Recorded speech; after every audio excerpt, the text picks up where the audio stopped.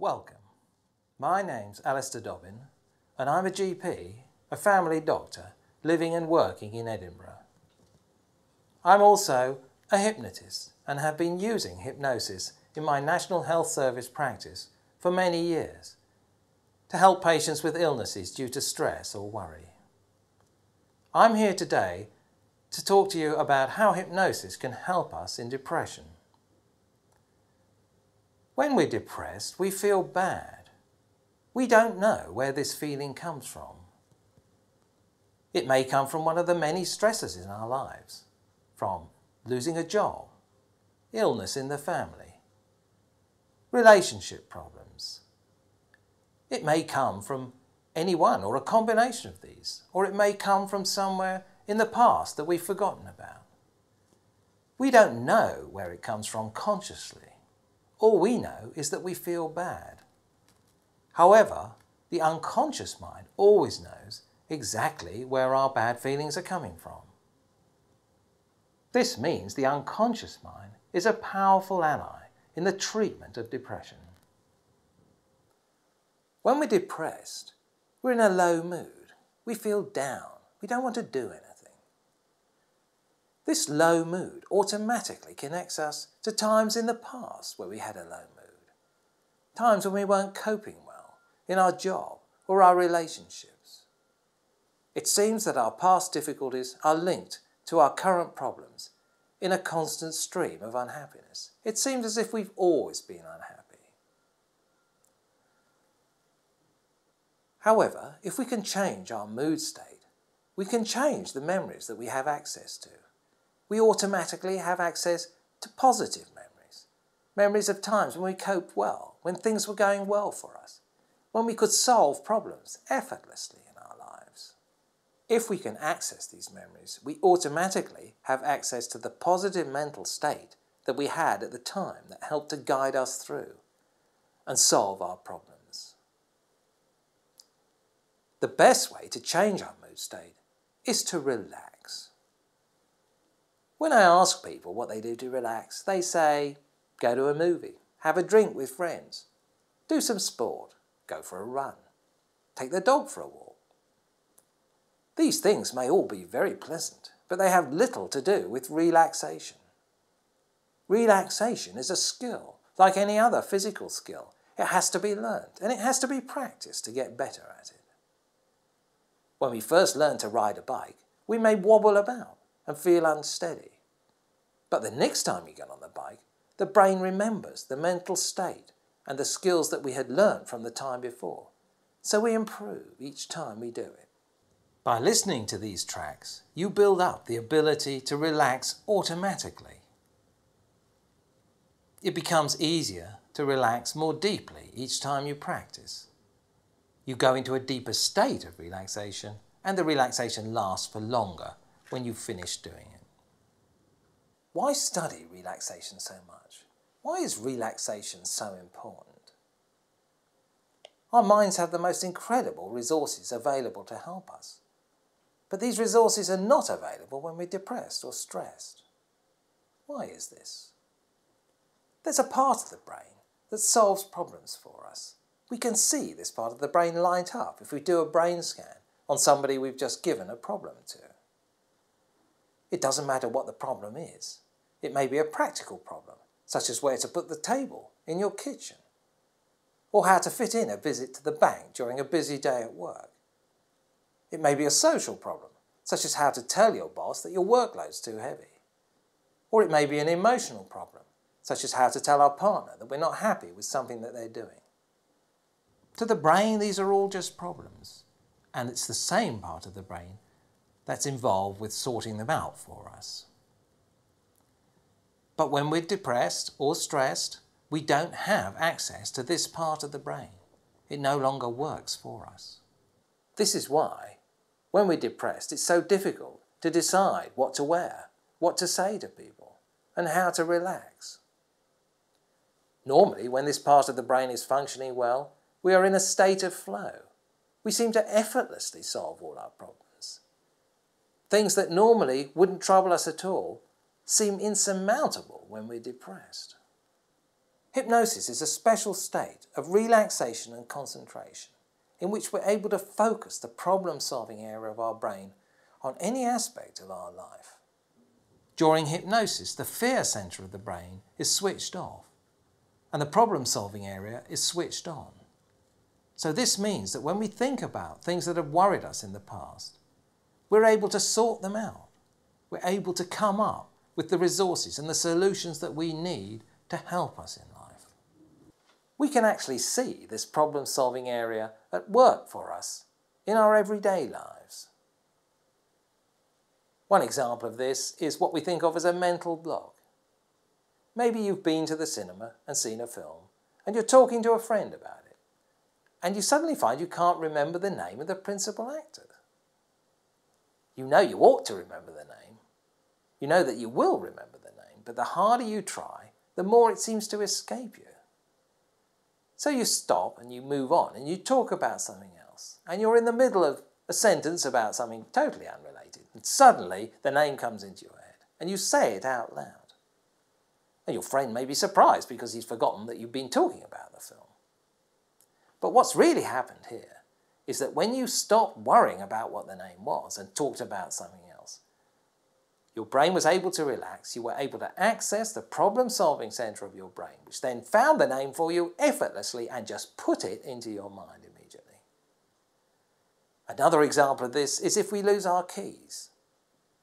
We may rush up and down in a panic looking for them. And then our friend says, sit down, relax, remember where you last had them. So we sit down, we relax for a moment, but we can't remember where they are. And then we stand up and we walk into a room that we've been into before, and we go to a particular drawer and we open the drawer and there are the keys. It seems almost spooky. But again, what's happened here is the relaxation allowed the unconscious mind to inform us where we should go and look. Sometimes it might be even somewhere where we've even looked before and the keys were there, but we just didn't see them. This ability to solve problems has made humans the most powerful species on the planet. In hypnosis, we are able to tap in to these incredible resources and solve our problems and come up with creative solutions unhindered by our anxieties and our past fearful triggers. The same thing happens when we sleep. We may come home from work one evening feeling quite tense, maybe an argument at work, maybe we have money problems. As the evening wears on, the problem seems to become bigger. We find it almost impossible to relax and to think about it logically. So we think, I'll just go to bed. I'll go and sleep on it. We fall asleep.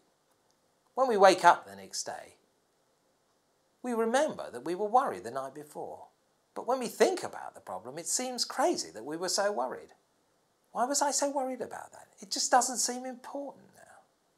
But what's happened here is that while we were asleep, the unconscious mind has accessed memories, events and things from our past that can help us through our current difficulties. So that when we wake up, the unconscious mind has actually solved the problem for us. But we don't jump out of bed shouting Eureka, but the next time that we're faced with a similar situation, we have a quiet, internal confidence that helps to guide us and to help us through our stressful situations. Throughout history and in the Bible, there are examples of leaders of men and of scientists who have used their dreams to help them sort out problems, to guide them through their current difficulties, to help them create solutions. If we have this amazing ability to solve problems, why is it switched off in stress and anxiety? The answer probably lies with our ancient ancestors wandering the plains of Africa 1 million years ago. If our ancestor felt anxious, it was probably because he was about to be crushed by a woolly mammoth or chased with a spear. Under these circumstances, he needed to be able to run very fast or to fight as hard as he could with all his strength. He didn't need to come up with creative solutions for how to decorate the cave. However, later on, this ancestor is sitting by a river and he sees the river is full of fish and he's thinking how to get the fish out of the river. And as he's relaxed, his mind just drifts over various things in his head, and he suddenly gets a picture of one of his family carrying some fruits in a string bag. And bingo, he makes the connection, and the fishing net is born. This is an example of the creative ability of our mind. There are other ways that hypnosis can help us in depression. When we're hypnotized, we're able to detach ourselves a little from things that are going on around us. Not only can we detach ourselves from the sounds around us, we can also detach ourselves from the tensions inside our minds and in our bodies. We know consciously that tension and mood states pass away, but under hypnosis we achieve this in an intuitive and automatic way, effortlessly. Another way that self-hypnosis helps us in depression is by the powerful suggestion of the words that we use in hypnosis, which again help us to access a positive mood state. When you say the word calm, it's very hard to be tense. We automatically think of calm music, calm activities, calm feelings. Self-hypnosis uses this to help us feel positive and to put us in a good mood. So hypnosis has many tools to help us deal with depression, and I believe that I've come up with a powerful combination of relaxation and self-hypnosis that can help you in depression.